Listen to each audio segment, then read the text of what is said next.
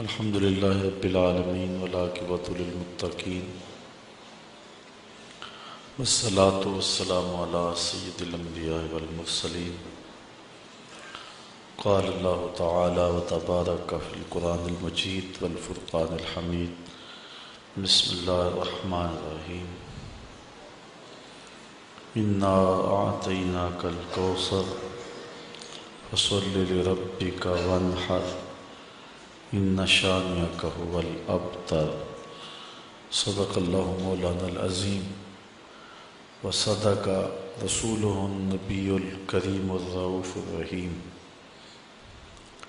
اللهم نور قلوبنا بالقرآن وزين أخلاقنا بالقرآن وادخلنا الجنة بالقرآن ونجنا من النار بالقرآن. قال الله تعالى وتبارك في شان حبيبه مخبرا وآمرا إن الله وملائكته يصلون على النبي يا أيها الذين آمنوا صلوا عليه وسلموا تسليما. الصلاة والسلام عليك يا رسول الله وعلى آلك وأصحابك يا محبوب رب العالمين. الصلاة والسلام علیک یا نبی الرحمہ وعلی آلک و اصحابک یا رسول الملاحم.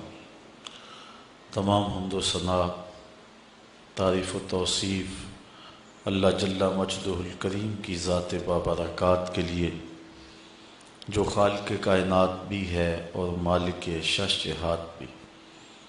اللہ جل وعلا کی حمد و ثنا کے بعد حضور نبی اکرم شفیع امم رسول محتشم نبی مکرم اللہ کے پیارے امت کے سہارے رب کے محبوب دانائے غیوب مالک رقاب امم فخر عرب و عجم والی کون و مکان سیاہ لا مکان سید انس و جاں سرور لالا رخاں نیر تاباں سر نشین مہوشاں ماہ خوباں شہنشاہ حسینہ تتمہ دوراں سر خیل زہرہ جمالاں جلوہ صبح ازل نور ذات لم یزل باعث تکوین عالم فخر آدم و بنی آدم نیر بطحا راستار ما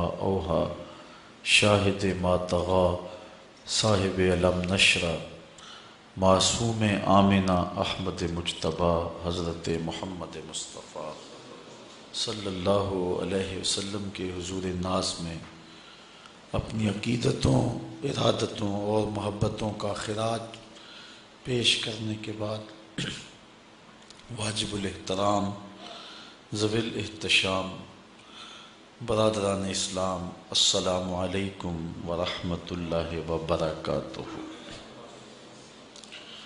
آپ کے سامنے سورۃ الکوثر کی تلاوت کا شرف حاصل کیا ہے اور آج کی اس نشست میں اسی پر کچھ گفتگو آپ کے گوش گزار کروں گا. اللہ تعالی میری زبان پر کلمۃ الحق جاری فرمائے. حضرت عبداللہ ابن عباس رضی اللہ تعالی عنہ کا خیال ہے کہ یہ سورت مدینۃ المنورہ میں نازل ہوئی. حضرت انس رضی اللہ تعالی عنہ کا خیال بھی یہی ہے، لیکن حضرت عائشہ، حضرت سعید بن جبیر رضی اللہ تعالی عنہما اور دیگر صحابہ کی ایک جماعت اس کے مکی ہونے کی قائل ہے. سورت کا شان نزول بیان کرتے ہوئے علماء نے جو واقعہ بیان فرمایا ہے، مفسرین نے، جمہور نے، وہ یہ ہے کہ حضور علیہ الصلاۃ والسلام کو اللہ تعالیٰ جل شانہ نے اولاد کی دولت سے مالا مال کیا، بیٹیاں بھی عطا فرمائیں اور بیٹے بھی عطا فرمائے. چونکہ حضور کے بعد نبوت کا سلسلہ منقطع ہو جانا تھا اور حضور آخری نبی ہیں، تو اللہ تعالیٰ کی حکمت یہی تھی کہ حضور علیہ الصلاۃ والسلام کے بیٹوں کا انتقال ہو جاتا۔ تو حضرت قاسم حضور کے فرزند کا انتقال ہوا، اس کے بعد حضور کے بیٹے حضرت عبداللہ کا انتقال ہوا۔ حضرت طیب اور طاہر یہ حضرت عبداللہ ہی کے لیے آپ کے القابات بولے جاتے ہیں۔ تیسرے فرزند حضور کے حضرت ابراہیم علیہ السلام ہیں۔ تو جب حضرت عبداللہ کا انتقال ہوا تو کفار بہت خوش ہوئے، اور ان کو یہ خبر حضور کے رشتے میں سکے چچا ابو لہب نے، جو کہ اسلام کا دشمن اور حضور علیہ الصلاۃ والسلام کا دشمن اور معاند تھا، اس نے لوگوں کو دوڑ کر کے یہ خبر پہنچائی اور کہا کہ باترا محمد اللیلہ، کہ محمد صلی اللہ علیہ وسلم اس رات ابتر ہو گئے۔ ابتر عربی میں اس شخص کو کہتے ہیں جس کی اولاد نرینہ باقی نہ رہے۔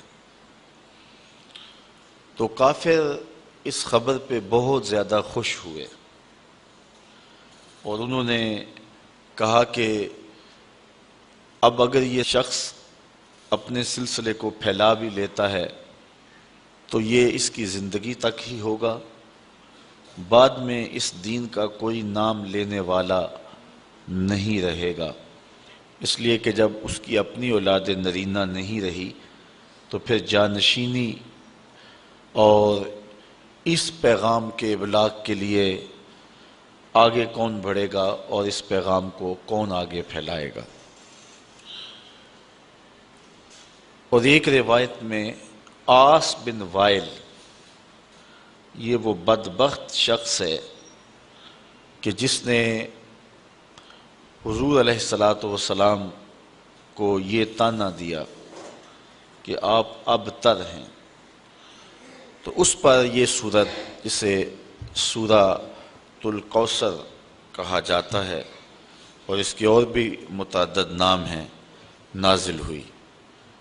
حضور علیہ الصلاۃ والسلام کا دل دکھا، اور آقا کریم علیہ الصلاۃ والسلام کافروں کے ان طعنوں سے اور ان باتوں سے کافی پریشان ہوئے، چونکہ اولاد کا چلے جانا انسان کے لیے کافی تکلیف کا باعث ہوتا ہے، بالخصوص اولاد نرینہ کا انسان سے جدا ہو جانا۔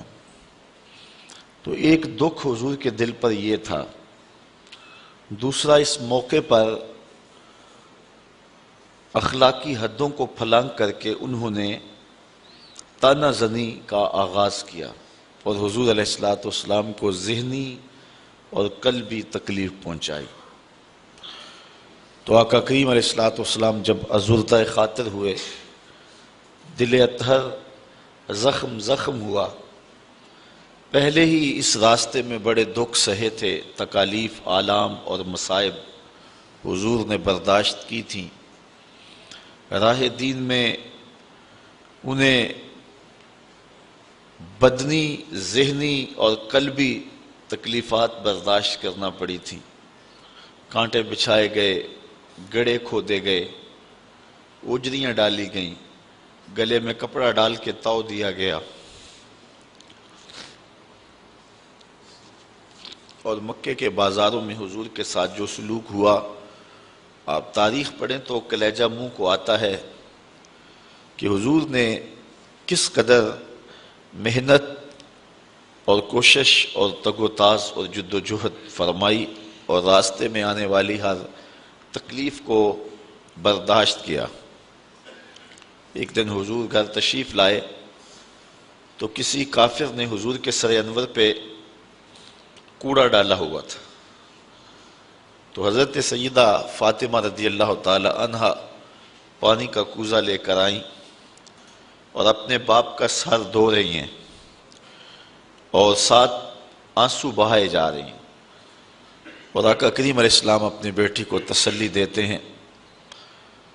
کتنی پامردی کے ساتھ، کتنی جرأت کے ساتھ اور کتنے حوصلے کے ساتھ ان سارے حالات کا حضور نے سامنا کیا، لیکن حضور کا فرزند انتقال کر گیا۔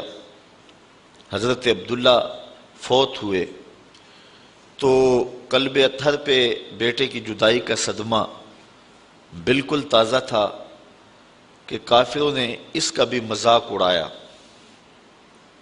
جبکہ ہمارے اس گئے گزرے معاشرے میں بھی دشمن کے ہاں کوئی ایسا واقعہ ہو جائے تو لوگ اپنی زبان بند کر لیتے ہیں، کہتے ہیں یہ 4 دن صدمے کے ہیں، یہ کاٹ لے پھر دشمنی کریں گے۔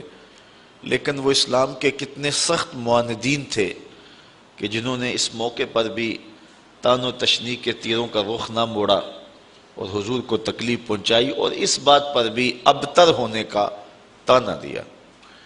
تو دل دکھا نہ جب حضور کا، تو جبریل امین وحی لے کر کے آئے، اور یہ سورت جسے سورت الکوثر کے نام سے آپ جانتے ہیں، یہ حضور کے قلب اطہر پہ نازل ہوئی۔ ارشاد ہوا انا اعطیناک الکوثر، محبوب ہم نے آپ کو کوثر عطا کیا۔ اپنے محبوب کے قلب اطہر کو تسلی دی، ہم نے آپ کو کوثر عطا کیا۔ کوثر کے بہت سارے معنی ہیں، ان میں سے ایک معنی اولاد کثیر بھی ہے۔ یہ کہتے ہیں کہ آپ ابتر ہو گئے، اب آپ کا کوئی نام نہیں لے گا، لیکن محبوب میں خدا ہو کے وعدہ کرتا ہوں زمانے پہ نام باقی رہے گا تو میرے محمد کا ہی رہے گا۔ فَصَلِّ لِرَبِّكَ وَانْحَرْ، اپنے رب کے لیے آپ نماز پڑھیے اور قربانی کیجیے۔ اِنَّ شَانِئَكَ هُوَ الْأَبْتَرُ، بے شک آپ کا جو مبغض ہے، دشمن ہے، معاند ہے۔ آس بن وائل کی اولاد تلاش کرنے نکل جائیں تو آپ کو آس بن وائل کی اولاد نہیں ملے گی۔ گو حضور علیہ السلام کے بیٹے اولاد نرینہ حضور کی حیات ظاہریہ میں ہی انتقال کر گئے، لیکن حضور کی نسل حضور کی بیٹی کی طرف چلی۔ اب کائنات کا کوئی گوشہ ایسا نہیں جہاں میرے محمد کے بیٹے نہ پائے جا رہے ہوں، حضور کی اولاد کثرت کے ساتھ موجود نہ ہو۔ کربلا میں خاندان نبوت کو کاٹ کے رکھ دیا گیا اور صرف امام زین العابدین بچے، لیکن اس کے باوجود کائنات کے کسی گوشے میں چلے جائیں آپ کو سادات ملیں گے، حضور کی اولاد ملیں گے۔ یہ ہے حضور کی نسبی اولاد، اور جو حضور کی معنوی اولاد ہے وہ ساری امت ہے۔ اور حضور نے فرمایا انما انا لکم مثل الوالد، میں تمہارے لیے باپ کی جگہ پہ ہوں۔ تو پوری امت مسلمہ حضور علیہ السلام کی معنوی اولاد ہے۔ آقا کریم ان کے روحانی باپ ہیں اور وہ حضور کے روحانی بیٹے ہیں۔ تو کائنات کا کوئی بھی گوشہ ہو، کوئی پستی ہو، کوئی بلندی ہو، کوئی ملک ہو، کوئی دیس ہو، کوئی جزیرہ ہو، آپ جہاں بھی پہنچیں گے تمہیں حضور علیہ السلام کے کلمے کی صدا ضرور آئے گی۔ تو یہ ہے حضور علیہ السلام کے نام کی بقا اور حضور کے ذکر کا باقی رہنا جو میرے رب نے وعدہ کیا تھا۔ دشمن مٹ گیا رب کے وعدے کے مطابق، اور محبوب کا نام باقی رہا۔ یہاں ایک سوال ہے کہ اللہ کہے کہ محبوب تیرا دشمن ابتر ہے، آس بن وائل کے 4 بیٹے زندہ رہے، تو جو بات ہمارا رب کہے گا وہ تقدیر کا فیصلہ ہوگا، تو اس کے 4 بیٹے مر جانے چاہیے تھے، لیکن وہ 4 زندہ رہے۔ تو پھر یہاں اس آیت کا مفہوم کیا ہوگا؟ تو علماء بیان فرماتے ہیں کہ وہ 4 بیٹے آس بن وائل کے مسلمان ہو گئے، بیٹے اس کے تھے اور کلمے میرے رسول کے پڑھتے تھے۔ تو زمانے کو بتایا کہ ابتر کون ہے، تیرے بیٹے بھی جب میرا نام لے رہے ہیں، تیرے بیٹے بھی میرے قصیدے جب پڑھ رہے ہیں، تو بتا پھر ابتر کون ہوا؟ تیرا نام باقی نہیں ہے، اور مصطفیٰ کریم علیہ السلام کا نام آج بھی باقی ہے۔ اور اس دور میں بھی ابو جہل کا بیٹا اکرمہ اسلام کی دولت سے مالا مال ہوتا ہے اور اسی راہ میں اپنی جان قربان کرتا ہے۔ اس طرح باقی جتنے بھی بڑے بڑے کفار تھے ان کے سارے بیٹے، ساری اولادیں حضور علیہ السلام کی غلامی میں آ گئیں اور حضور علیہ السلام کے حلقہ ارادت میں شامل ہو گئیں۔ فتح مکہ کے دن 10,000 صحابہ کے ساتھ حضور مکے میں داخل ہوئے تو ان لوگوں نے حضور علیہ السلام کے سامنے پیش ہو کے معذرت کی، اپنے دروازے کھول دیے، حضور کا استقبال کیا، اور پھر پوری کائنات پر حضور علیہ السلام کی عظمت کا ڈنکا بجنے لگا، اور آقا کریم علیہ السلام کے دین کا غلبہ اس انداز میں اور اس صورت میں ہوا کہ ایک شخص بھی مکے کے اندر اب کافر موجود نہیں ہے، اور حضور علیہ السلام کی زندگی اور حیات ظاہریہ کے اندر ہی تمام کا تمام مکہ جو ہے وہ اہل ایمان سے بھر گیا تھا۔ تو یہ حضور علیہ السلام کی عظمت ہے جس کا بیان ہے۔ اب تھوڑی سی گفتگو اس صورت پر آپ کے گوش گزار کرنا چاہوں گا۔ اللہ تعالیٰ جل شانہ نے ارشاد فرمایا اِنَّا آتَيْنَاكَ الْكَوْثَرَ، بے شک ہم نے آپ کو کوثر عطا کیا۔ یہاں اتینا کے لفظ نہیں ہے، آتینا کے، یعنی اتینا اگر ہوتا تو اس کا معنی ہوتا ہم نے آپ کو کوثر دیا، اور جو چیز دی جائے وہ واپس بھی لے لی جاتی ہے، لازمی نہیں ہے کہ وہ واپس نہ لی جائے، واپس لینا چاہے دینے والا تو وہ لے بھی سکتا ہے، یہ ہے کسی چیز کا دینا۔ اور یہ اتینا نہیں آتینا ہے، تو اس کا معنی جو ہے عطا کرنا، یعنی یہاں یہ معنی نہیں ہے کہ ہم نے کوثر دیا، بلکہ کوثر دیا اس معنی میں ہے کہ ہم نے آپ کو کوثر دے دیا۔ تو جو چیز دی جائے وہ قابل واپسی بھی ہوتی ہے، اور جو دے دی جائے تو اس فرق کو آپ سمجھتے ہیں کہ پھر وہ واپس نہیں لی جاتی۔ تو اللہ تعالیٰ جل شانہ نے اپنے محبوب کو فرمایا کہ اے محبوب ہم نے تمہیں کوثر دے دیا، ہم نے تمہیں خیر کثیر عطا کر دیا، دے دیا۔ تو اللہ تعالیٰ جل شانہ کی یہ عطا خاص ہے جو محبوب علیہ السلام کو عطا کی گئی۔ دوسرا لفظ ہے کوثر۔ کوثر ہر کثرت کو کہتے ہیں، الخیر الکثیر فی الدنیا والدین، دنیا اور دین کی ہر کثرت کو کوثر کہتے ہیں، وخیرات الآخرہ، اور آخرت کی ہر بھلائی کو کوثر کہتے ہیں، یعنی کوثر کے دامن میں وسعت بہت ساری ہے۔ ہم نے آپ کو کوثر دیا یعنی بہت ساری کثرتیں عطا فرمائیں۔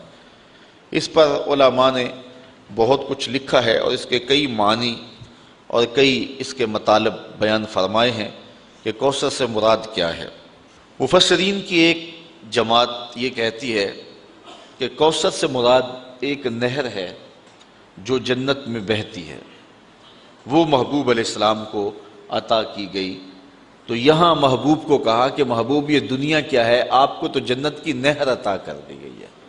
جنت میں کل 4 نہریں ہیں، مائے معین، کوثر، سلسبیل اور تسنیم۔ تو یہ جو کوثر نہر ہے یہ خاص طور پہ اللہ تعالیٰ نے اپنے محبوب کو عطا فرما دی۔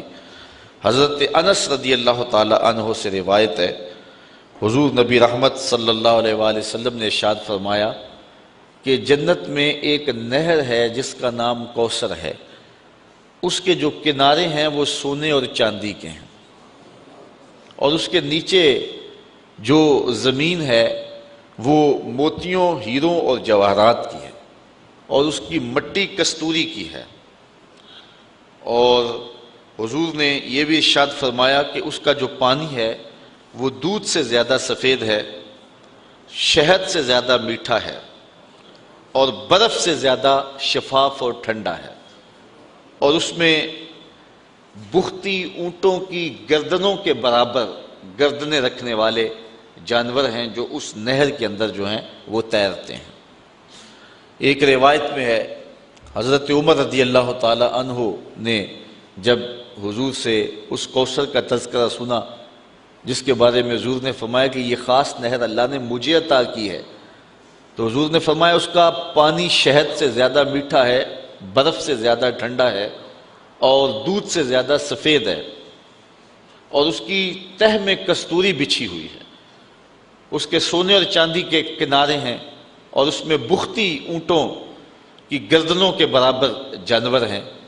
تو حضرت عمر رضی اللہ تعالیٰ عنہ نے عرض کی حضور پھر تو جب انہیں دیکھیں گے تو لطف ہی آ جائے گا۔ تو حضور علیہ السلام نے فرمایا اے عمر جب ان کو کھاؤ گے تو لطف اور زیادہ آئے گا۔ وہ خاص نہر ہے جو کوثر کی اللہ تعالیٰ نے اپنے محبوب کو عطا فرمائی ہے۔ ایک قول یہ ہے، اور دوسرا قول یہ ہے کہ اس سے مراد حوض کوثر ہے جو اللہ تعالیٰ نے اپنے محبوب علیہ السلام کو عطا فرمایا ہے، اور وہ میدان محشر میں ایک بہت بڑا حوض ہوگا جس سے حضور علیہ السلام کے غلام پانی پئیں گے، اور فرمایا کہ اس کے اوپر جو پیالے رکھے ہیں وہ ستاروں کی تعداد کے برابر ہیں۔ اور حضرت امام قرطبی نے الجامعہ لاحکام القرآن میں لکھا ہے کہ حوض کوثر کے چاروں کونوں پر چاروں صحابی تشریف فرما ہوں گے، اور جن کے سینے میں ان میں سے کسی ایک کے لیے بھی بغض ہوا اس کو کوثر کا جام نصیب نہیں ہوگا۔ جس کو کوثر کا جام نصیب ہو گیا 50,000 سال کا دن ہے، جس نے ایک جام بھی پی لیا اس کو پورا دن یعنی 50,000 سال پیاس ہی نہیں لگے گی۔ یہ حوض کوثر کے پانی کی صورت ہے جو اللہ تعالیٰ نے حضور کو عطا فرمایا ہوا ہے۔ ہم تو سحری کا کھانا کھائیں تو 10-11 بجے جب دھوپ چمکتی ہے تو جتنا ٹھنڈا اور جتنا میٹھا پانی بھی پیا ہوا ہو تو اس کے بعد گلا خشک ہونے لگتا ہے، لیکن یہ کوثر کے پانی کا خاص جو ہے وہ اثر ہوگا کہ جس نے ایک جام پی لیا 50,000 سال کا دن ہوگا اس کو دوبارہ پیاس نہیں لگے گی، اس کی یہ تاثیر ہوگی۔ تو قول ثانی یہ ہے کہ کوثر سے مراد حوض کوثر ہے۔ ایک قول کہ وہ نہر ہے اور دوسرا ہے کہ حوض کوثر ہے۔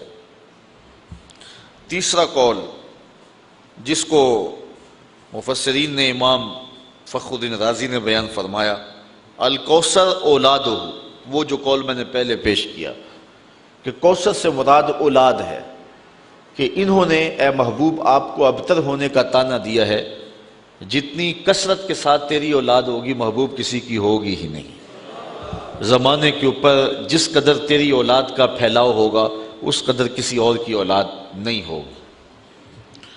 چوتھا قول کوثر سے مراد جو بیان کیا گیا ہے وہ ہے علماء امت ہی، حضور علیہ السلام کی امت کے علماء، یہ کوثر سے مراد ہے۔ اللہ تعالیٰ نے اپنے محبوب علیہ السلام کے پیغام کو جاری رکھنے کے لیے جلیل القدر ہر دور میں علماء دیے جنہوں نے دین کے کام کو آگے بڑھایا۔ پچھلے نبیوں کے کام کو آگے بڑھانے کے لیے ان کے صحابی اور ان کے علماء ایک وقت تک کام کرتے رہے، لیکن اس کے بعد ان کے اندر دنیا داری ایسی آ گئی کہ بس انہوں نے ان کے پیغام کو جو ہے وہ مسخ کر کے رکھ دیا، اور حتیٰ کہ ان کا پیغام اس کو ملیا میٹ کر دیا۔ پھر نئی کتاب کی اور نئے نبی کی ضرورت آئی تو نئی کتاب آئی اور نیا نبی آیا اور شریعت لے کر کے آیا اور لوگوں کو اس نے پیغام حق دیا۔ لیکن حضور علیہ السلام کی امت میں ایسے ایسے علماء ہوئے ہیں کہ جنہوں نے اتنا زیادہ کام کیا ہے کہ عقل حیران ہو جاتی۔ انہوں نے اس قدر محنت کی ہے اور اس قدر دین کا کام کیا ہے۔ اس طرح بزرگان دین اولیاء امت نے، آپ دیکھ لیں حضور علیہ السلام ارشاد فرماتے ہیں کہ کل قیامت کے دن بعض نبی آئیں گے تو ان کے ساتھ ایک امتی ہوگا، بعض انبیاء آئیں گے ان کے ساتھ 2-2 4-4 امتی ہوں گے، اور بعض اکیلے ہی آ جائیں گے ان کے ساتھ امتی کوئی نہیں ہوگا، یعنی ان کو زندگی بھر ان کی بات کو لوگوں نے قبول ہی نہیں کیا۔ حضرت نوح علیہ السلام نے 950 سال تبلیغ کی ہے، لیکن جو امتیوں کی تعداد ہے وہ سینکڑوں میں نہیں ہے، درجنوں میں ہے۔ 950 سال کی تبلیغ کا نتیجہ، لیکن حضور علیہ السلام فرماتے ہیں میں قیامت کے دن کثرت امت کی وجہ سے نبیوں میں فخر کروں گا کہ جتنی امت اللہ تعالیٰ نے مجھے عطا کی ہے کسی نبی کی، کسی پیغمبر اور کسی رسول کی اتنی امت نہیں ہے۔ یار ایک معین الدین چشتی اجمیری نے 90 لاکھ کافروں کو کلمہ توحید پڑھایا۔ تو یہ حضور علیہ السلام کی امت کی وسعت دیکھیے۔ اس وقت 1 ارب 40 کروڑ انسان دنیا کے اوپر آباد ہیں جو حضور کا نام لیتے ہیں اور حضور کا کلمہ پڑھتے ہیں، 1 ارب 40 کروڑ انسان، ہر چوتھا شخص اس وقت پوری دنیا کے اوپر مسلمان ہے، جبکہ یہ امت کے زوال کا دور ہے۔ اس وقت ہم ہر لحاظ سے جو ہے وہ دبے ہوئے اور غیروں کے دستے نگر ہیں، لیکن اس کے باوجود ہر چوتھا شخص دنیا کے اوپر جو ہے وہ مسلمان ہے، حضور کا غلام ہے۔ تو جب غلبہ آئے گا اور وہ دور آئے گا کہ حضور علیہ السلام کے دین کو اتنی طاقت اور غلبہ ملے گا کہ پوری کائنات کے اندر ایک بھی کافر نہیں ہوگا، پوری کائنات کے اندر جو ہے وہ حضرت امام مہدی جب آئیں گے، حضرت عیسیٰ آئیں گے، پھر اسلام کا اتنا غلبہ ہوگا کہ پوری کائنات کے اندر جو ہے وہ کوئی ایک بھی کافر نہیں ہوگا، جدھر نظر اٹھائیں گے حضور کے سچے غلام ہی نظر آئیں گے آپ کو۔ وہ وقت بھی اللہ تعالیٰ نصیب فرمائے گا۔ تو 14 صدیوں سے یہ سلسلہ آ رہا ہے اور قیامت تک جاری رہے گا۔ تو حضور فرمایا میں کل قیامت کے دن کثرت امت کی وجہ سے نبیوں پر فخر فرماؤں گا۔ تو اس امت کے علماء نے غزالی اور رازی جیسے لوگ، امام احمد بن حنبل جیسے، امام اعظم ابو حنیفہ جیسے، امام شافعی، امام مالک، امام بخاری، امام مسلم، امام ترمذی جیسے لوگوں نے آ کر کے اس دین کے کام کو آگے بڑھایا۔ تو کوثر سے مراد جو ہے وہ علماء امت ہیں جو حضور علیہ السلام کو عطا کیے گئے، اور اتنے علماء کثرت کے ساتھ کسی اور نبی کو نہیں عطا کیے گئے۔ اس لیے علماء حضور کے دین کے کام کو آگے بڑھاتے ہیں۔ کافروں نے کہا تھا بیٹا فوت ہو گیا تو اب یہ کام رک جائے گا، اللہ تعالیٰ فرمایا محبوب ہم نے تمہیں کوثر دیا، یعنی ہم نے تیری امت کے لیے علماء کا انتخاب کیا، اور وہ علماء ایک ایک شخص اٹھے گا اور دین کے جھنڈے کو اٹھائے گا اور پوری دنیا کے اوپر دین کو غالب کر دے گا۔ تو یہ چوتھا قول ہے۔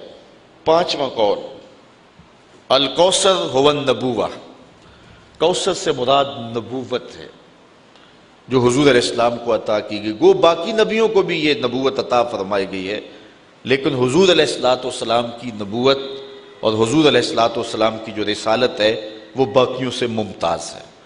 باقی نبیوں کو بھی معجزات دیے گئے ہیں، لیکن حضور علیہ السلام کو جو معجزات دیے گئے ہیں وہ باقیوں سے ممتاز ہیں۔ اس پر ایک لمبی بحث ہے جو امام رازی نے فرمائی ہے۔ انبیاء علیہ السلام کے درجات کا ذکر کیا ہے، پھر حضور کے مرتبے کا ذکر کیا ہے۔ سب کو درجے دیے گئے ہیں، نبوت کے کمالات دیے گئے ہیں، لیکن جو نبوت حضور کو اور جو کمالات حضور کو دیے گئے ہیں وہ حضور کو ہی دیے گئے ہیں۔ تلک الرسل فضلنا بعضهم علی بعض منہم من کلم اللہ ورفع بعضهم درجات۔ اللہ تعالیٰ ارشاد فرماتا ہے یہ رسول ہیں جن کو ہم نے ایک دوسروں پر فضیلت دی ہوئی ہے، ان میں سے کوئی ایسا ہے جس سے رب نے کلام کیا، اور ان میں سے کوئی ایسا بھی ہے کہ جو درجوں میں سب سے فضیلت اور بلندی پا گیا، اور اس سے مراد میرے اور آپ کے آقا و مولا حضور نبی رحمت صلی اللہ علیہ وآلہ وسلم ہے۔ حضور وہاں تک گئے اور وہ بلندیاں حضور کو نصیب ہوئیں جو کسی اور کا مقسوم نہیں ہے۔ کوئی فلک تے رہ یار گیا، کوئی جا سدرا تے ہار گیا، ایک کالیاں زلفاں والا سی جڑا عرش تو بھی لنگ پار گیا۔ جو حضور کو کمالات دیے گئے ہیں، حضور کو جو رفعتیں دی گئی ہیں، وہ کسی اور کو نصیب نہیں ہوئی۔ تو یہاں سے نبوت مراد ہے، اور پھر حضور کو وہ جو کمالات دیے گئے ہیں نبوت کے، وہ حضور علیہ السلام کے علاوہ کسی اور کو نصیب نہیں ہوئے۔ چھٹا قول جو امام فخر الدین رازی نے بیان کیا ہے، وہ فرماتے ہیں الکوثر هو القرآن، کوثر سے مراد قرآن ہے، اور قرآن کی فضیلت حصر اور شمار میں نہیں آتی۔ یعنی اللہ تعالیٰ نے اپنے محبوب کو جو خیر کثیر عطا فرمائی ان میں سے ایک چیز جو ہے وہ قرآن ہے، اور قرآن کے فضائل اتنے ہیں کہ جن کو آپ شمار میں نہیں لا سکتے۔ باقی نبیوں کو بھی معجزات دیے گئے ہیں، لیکن ان کے معجزات ان کے ساتھ ہی چلے گئے، جب وہ اس دنیا سے گئے تو معجزات بھی ساتھ لے گئے۔ اور حضور کا سب سے بڑا معجزہ قرآن ہے۔ حضور 14 صدیاں بیت گئیں اس دنیا سے پردہ فرما گئے ہوئے ہیں، لیکن حضور کا زندہ معجزہ آج بھی ہمارے پاس اصلی حالت میں موجود ہے، اور آج بھی ہم سر پہ اٹھا کے سینے پہ لگا کے اپنے پیغمبر کی صداقت کی گواہی دے سکتے ہیں۔ 7واں قول حضرت امام رازی نے یہ بیان کیا الکوثر الاسلام، کوثر سے مراد جو ہے وہ اسلام ہے، اس لیے کہ دنیا اور آخرت کی بھلائیاں اسلام سے حاصل ہوتی ہیں۔ اسلام نہیں ہے تو دنیا کے اندر بھی خیر نہیں ملتا اور آخرت میں بھی بھلائی نصیب نہیں ہوتی۔ تو اللہ تعالیٰ نے اپنے محبوب کو جو فرمایا کہ ہم نے تمہیں کوثر عطا کیا، تو اس کا مطلب ہے ہم نے آپ کو خیر کثیر عطا فرمایا۔ 8واں قول الکوثر کثرت الاتباع والاشیاء، یہ وہی بات ہے جو علماء کے زمرے میں آپ کی گوش گزار کر دی کہ حضور کے ماننے والوں کی کثرت ہے، یعنی باقی لوگوں کو یہ کثرت نہیں دی گئی جو حضور کو دی گئی ہے۔ میں نے حضرت نوح علیہ السلام کا ذکر کیا ہے کہ انہوں نے 950 سال تبلیغ فرمائی ہے، یہ ان کی عمر تبلیغ ہے، ویسے ان کی زندگی زیادہ ہے لیکن عمر تبلیغ 950 سال ہے، لیکن صرف درجنوں لوگ اسلام لائے۔ حضور کی کل ظاہری حیات 63 برس ہے، 40 سال تک اعلان نبوت ہی نہیں کیا، باقی 23 سال حضور نے کام کیا ہے۔ ان 23 سالوں کے اندر پہلے جو 13 سال مکی ہیں انتہائی کٹھن حالات میں گزرے۔ مدینے میں چلے گئے تو پہلے جنگوں میں الجھا دیا گیا، اس کے بعد کچھ سال موقع ملا، چلو آپ پورے 23 سال شمار کر لیں۔ تو ان 23 سالوں کے اندر حجۃ الوداع کے موقع پہ جو لوگ حضور علیہ السلام کے سامنے کھڑے تھے، حج کرنے کے لیے آئے تھے، ان کی تعداد 1,44,000 تھی۔ یہ صرف 23 سال کا نتیجہ، جو گھروں میں ہے سارے حج پہ نہیں آئے۔ میں نے کہیں پڑھا ہے کہ اس وقت مسلمانوں کی کل تعداد جب حضور نے وصال کیا ہے 6.5 لاکھ کے قریب تھی۔ صرف 23 سالوں کے اندر اس کٹھن حالات میں مکے کے لوگ کتنے سخت تھے اور عرب کے لوگ کتنے کٹھن تھے، اور وہ اپنے ان پچھلے عقائد پر کتنی سختی سے ڈٹے اور جمے ہوئے تھے، ان سے جو ہے وہ اسلام کی طرف ان کو لانا یہ کتنا جان جوکھوں کا کام تھا، اور یہ صرف 23 سال کے اندر ہوا۔ کوئی جو ہے وہ سپورٹ نہیں تھی۔ اللہ تعالیٰ نے اپنے محبوب کو جو یتیم پیدا کیا ہے تو اس کی حکمتوں میں سے علماء نے یہ بیان کیا کہ کل کوئی یہ نہ کہے کہ انہیں خاندانی سپورٹ ہوئی اور مالی سپورٹ ہوئی تب یہ کام کر گئے، یہ دیکھو پیدا ہوتے باپ بھی نہیں ہے۔ پھر جو ہے وہ ماں انتقال کر گئی 6 سال کی عمر میں، پھر چچا نے جو ہے وہ ذمہ داری لی، لیکن جب نبوت کی ذمہ داریاں حضور کے کندھوں پہ آئیں اور حضور نے پیغام کا ابلاغ کرنا شروع کیا، تھوڑے دن ہوئے تو جو ہیں وہ بھی انتقال کر گئے۔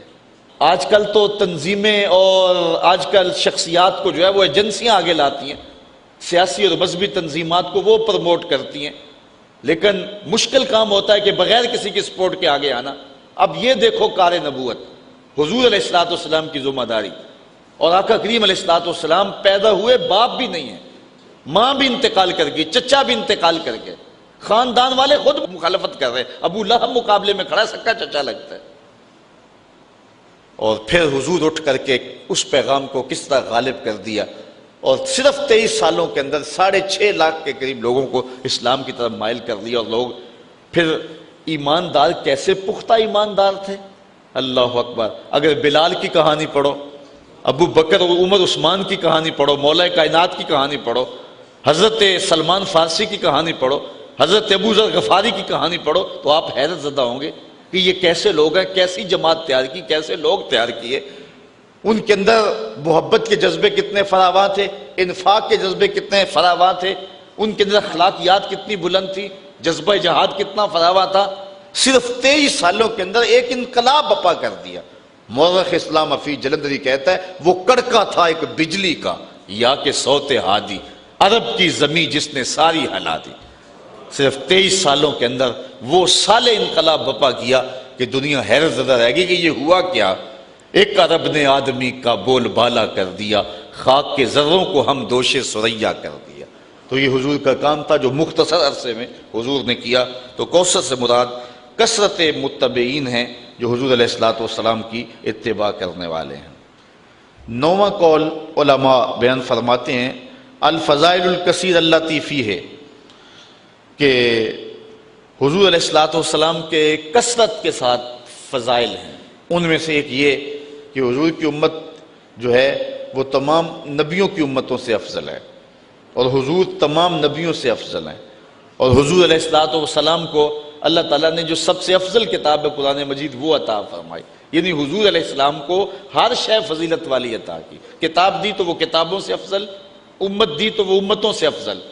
کوثر سے مراد ایک قول امام رازی یہ بیان کرتے ہیں الکوثر رفعت الذکر، کوثر سے مراد ذکر کی رفعت ہے، یعنی کائنات پہ جتنا ذکر میرے رسول کا ہوا کسی اور کا ہوا ہی نہیں ہے۔ اس وقت بھی آپ دیکھ لیں جاوا کے ساحل سے لے کر رباط کے کوچہ و بازار تک، شرق سے لے کر غرب تک، شمال سے لے کے جنوب تک، کائنات کا کوئی گوشہ ایسا نہیں ہے جس گوشے میں ہر وقت حضور علیہ الصلوۃ والسلام کا نام اذانوں میں گونج نہ رہا ہو۔ پوری کائنات کے اندر ایک لمحہ بھی ایسا نہیں ہوتا جب حضور علیہ الصلوۃ والسلام کے نام کی دہائی نہ دی جا رہی ہو اور اذان نہ پکاری جا رہی ہو۔ پھر جو درود شریف پڑھنے والے لوگ ہیں، حضور کا ذکر کرنے والے لوگ ہیں، یہ یہاں ہزاروں کی تعداد میں ہم لوگ بیٹھ کر کے حضور کا ذکر کر رہے ہیں، تو صرف سیالکوٹ میں ہی اس کے علاوہ اس وقت کتنے لوگ ہوں گے کہ جو حضور علیہ السلام کے ذکر میں مجالس سجائے بیٹھے ہوئے ہوں گے، دروس قرآن میں حضور کا تذکرہ کر رہے ہوں گے۔ پھر پورے ضلع میں پھیل جائیں، پورے صوبے میں، پورے ملک میں، پھر پوری اسلامی دنیا میں چلے جائیں، تو جتنی رفت ذکر اللہ نے اپنے محبوب کو عطا فرمائی ہے، اور پھر جب ربیع الاول کا موسم آتا ہے، اور پھر بالخصوص جب وہ سہانی گھڑیاں آتی ہیں جن لمحوں کے جرمٹ میں حضور پیدا ہوئے ہیں، تو اس وقت ذرا دیکھیں کائنات میں کوئی گوشہ ایسا نہیں ہوتا ہے۔ بلکہ میں نے آپ کو اس بار ربیع الاول کے موقع پہ بتایا تھا کہ سمندروں کی سطحوں کے اوپر چھوٹی کشتی اور جہاز کرائے پہ لے کر نا جو ہے وہ ساحل سمندر کے اوپر لوگوں نے سمندر کی سطح پر بھی حضور کے نام کا جھنڈا لہرایا ہے کہ یہ سمندر بھی جو ہے وہ حضور کے ذکر سے خالی نہ رہ جائیں۔ تو پہاڑوں کی تہوں میں اور غاروں میں اور اونچی چوٹیوں پر، عالم کفر میں، عالم اسلام میں، کائنات کا کوئی گوشہ ایسا نہیں ہوتا کہ جہاں حضور کا ذکر نہ ہو۔ مولانا ظفر علی خان نے کیا خوب بات کہی، کیا ہی شان احمدی کا چمن میں ظہور ہے، ہر گل میں ہر شجر میں محمد کا نور ہے۔ تو کائنات کا ایک گوشہ حضور کے ذکر سے تر رہتا ہے۔ تو کوثر کا یہ مفہوم ہے جس کو حضرت امام فخر الدین رازی نے بیان کیا، اور حضور کے ذکر کو رفت اتنی دی گئی ہے کہ اللہ تعالیٰ جل شانہ نے فرمایا، محبوب اذا ذکرت ذکرت معی، جب میرا ذکر ہوگا تو میرے ذکر کے ساتھ تیرا بھی ذکر ہوگا۔ کبھی ایسا نہیں ہوا کہ ذکر خدا مصطفیٰ کے ذکر سے جدا ہو، وہ ذکر ذکر ہی نہیں ہے خدا کا جو مصطفیٰ کے ذکر کے ساتھ نہ ہو۔ تو یہ رفت ذکر، یہ کوثر کا ایک مفہوم ہے۔ اچھا، اس کا ایک مفہوم امام رازی نے یہ بیان فرمایا، اس سے مراد علم ہے جو اللہ نے اپنے محبوب کو عطا کیا گیا، چونکہ علم بہت بڑی دولت ہے جو اللہ تعالیٰ نے اپنے محبوب کو عطا فرمایا۔ علم کی وسعت کا عالم یہ ہے، وَعَلَّمَكَ مَا لَمْ تَكُنْ تَعْلَمْ وَكَانَ فَضْلُ اللَّهِ عَلَيْكَ عَظِيمًا۔ اے محبوب، آپ جو بھی نہیں جانتے تھے تمہارے رب نے آپ کو سب کچھ عطا کر دیا، اور یہ آپ پر اللہ کا بہت بڑا فضل ہے۔ جس فضل کو اللہ بھی بڑا کہہ رہا ہے وہ کتنا بڑا ہوگا۔ تو حضور علیہ السلام کو کائنات کی ہر چیز کا علم عطا فرما دیا گیا، اور کوئی چیز حضور کی نگاہوں سے مخفی نہیں رکھی گئی، بلکہ حضور علیہ السلام کو اتنا کچھ علم عطا کرنے کے بعد پھر مالک نے کہا، قُلْ رَبِّ زِدْنِي عِلْمًا، محبوب تو پھر میرے حضور دعا مانگا کر، مالک میرے علم میں اور برکت عطا فرما دے اور اضافہ کر دے۔ اور حضور کے علم کی وسعت کا عالم یہ ہے کہ حضور کے زمانے اور حضور کے دور کی ہر شے کا علم تو حضور کو تھا ہی تھا، جو گزرے ہوئے ادوار تھے وہ بھی حضور کے سامنے تھے، آنے والے بھی حضور کے سامنے ہیں۔ اور بلکہ آقا کریم نے فرمایا، قرب قیامت میں جب دجال آئے گا اور میرے غلام اس دجال کے مقابلے میں نکلیں گے اور اس کے مقابلے میں جو ہے وہ ٹکراؤ کریں گے، انی لعارف اسماءہم واسماء آبائہم والوان خیولہم، میں اپنے ان غلاموں کے ناموں کو جانتا ہوں، ان کے باپوں کے ناموں کو جانتا ہوں، جن گھوڑوں پہ چڑھ کے جہاد کریں گے ان گھوڑوں کے رنگوں کو بھی جانتا ہوں۔ یہ علم اللہ تعالیٰ نے اپنے محبوب کو عطا فرمایا۔ کوثر سے مراد خلق حسن ہے، یعنی حضور کو اللہ تعالیٰ جل شانہ نے یہ جو خلق حسین عطا فرمایا، خود فرمایا وَإِنَّكَ لَعَلَىٰ خُلُقٍ عَظِيمٍ، جو اللہ نے اپنے محبوب کو خلق عطا فرمایا۔ کوثر سے مراد ایک معنی یہ بھی علماء نے بیان فرمایا، کوثر سے مراد مقام محمود ہے، حضور کو جو اللہ تعالیٰ عطا فرمائے گا محبوب کریم کو، اور وہ شفاعت کا مقام بلند ہے، حضور کو مقام محمود پہ فائز المرام کیا جائے گا، اور آقا کریم جو ہے پھر جس کی چاہیں گے شفاعت کریں گے۔ وہ مخصوص لفظ ہیں جو حضور علیہ السلام کو دیے جائیں گے، اس وقت حضور ان لفظوں سے اللہ کی حمد بولیں گے، پھر اس کے بعد حضور شفاعت کے لیے جو ہیں وہ دامن کرم پھیلائیں گے۔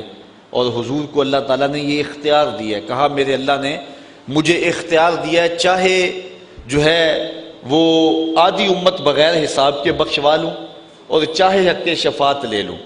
حضور فرماتے ہیں کہ میں نے آدھی امت والا سودا نہیں کیا، میں نے حق شفاعت لے لیا ہے۔ مطلب کیا؟ میں شفاعت کر کے ساری امت کی نجات کی ضمانت بنوں گا۔ تو یہ شانیں ہیں جو اللہ تعالیٰ جل شانہ نے اپنے محبوب کو عطا فرمائی ہیں۔ حضرت سعید بن جبیر رضی اللہ تعالیٰ عنہ جلیل القدر سے آبی ہے، تو کسی نے کہا کہ کوثر سے مراد نہر ہے، کسی نے کہا حوض ہے، کسی نے کہا علم ہے، اور کسی نے کہا اس سے حضور کے اخلاق کریمہ ہیں، کسی نے کہا حضور علیہ الصلوۃ والسلام کے اخلاق حسنہ ہیں۔ مختلف اقوال جو آپ نے پڑھے اہل علم نے اس پہ دلائل بھی دیے، لیکن حضرت سعید بن جبیر فرماتے ہیں کہ حوض کوثر کو یا نہر کوثر کو کوثر سے مراد لینا، آپ فرماتے ہیں یہ ٹھیک نہیں ہے، بلکہ اللہ تعالیٰ نے اپنے محبوب علیہ السلام کو جو کوثر عطا فرمایا ہے اس میں سے ایک حوض کوثر بھی ہے اور ایک نہر کوثر بھی ہے، اور جو عطا فرمایا ہے وہ ان ساری چیزوں کو محیط ہے، اور یہ ساری چیزیں کثرت کے زمرے میں آتی ہیں۔ اللہ نے محبوب کو اتنا دیا ہے کہ کمی نہیں چھوڑی۔ تو آپ جو بھی تشریح کر لیں، یہ امام رازی نے کئی اقوال لکھے، ابھی میں نے آپ کے سامنے کچھ رکھے، اور بہت سارے اقوال ابھی آگے موجود بھی ہیں، تو بہت سارے اقوال علماء نے بیان کیے، اس پر سیر حاصل گفتگو کی، بہت کچھ کہا، لیکن صحابی رسول حضرت سعید بن جبیر رضی اللہ تعالیٰ عنہ نے کوثر کی تفسیر کرتے ہوئے جو بات فرمائی وہ کتنی جامع بات فرمائی۔ آپ فرمانے لگے جو بھی آپ کہہ لیں اس پر جو دلائل دے لیں، تو فرمایا کہ کوثر کی کثرت کے اندر یہ سب کچھ آ جاتا ہے، نہر بھی اس کے اندر آ جاتی ہے اور حوض کوثر بھی آ جاتا ہے، آپ جو بھی کہیں گے وہ کوثر کے اندر ہی ہوگا۔ یعنی اللہ تعالیٰ نے اپنے محبوب کو اتنا دیا ہے کہ کمی کسی چیز کی چھوڑی ہی نہیں ہے۔ یہ ہے کوثر کا مفہوم۔ اور یہ بیان کرنے کے بعد فرمایا کہ محبوب ہم نے تمہیں کوثر دیا، فَصَلِّ لِرَبِّكَ وَانْحَرْ، تو آپ پھر اپنے رب کی نماز پڑھی۔ جب اتنی عطائیں ہوں تو پھر اس کے حضور سجدہ ریزی کیجیے۔ اس لیے جب اللہ کوئی نعمت عطا کرے، اس کی عطا ہو، تو فوراً شکرانے کے نوافل ادا کرنے کا حکم دیا ہے۔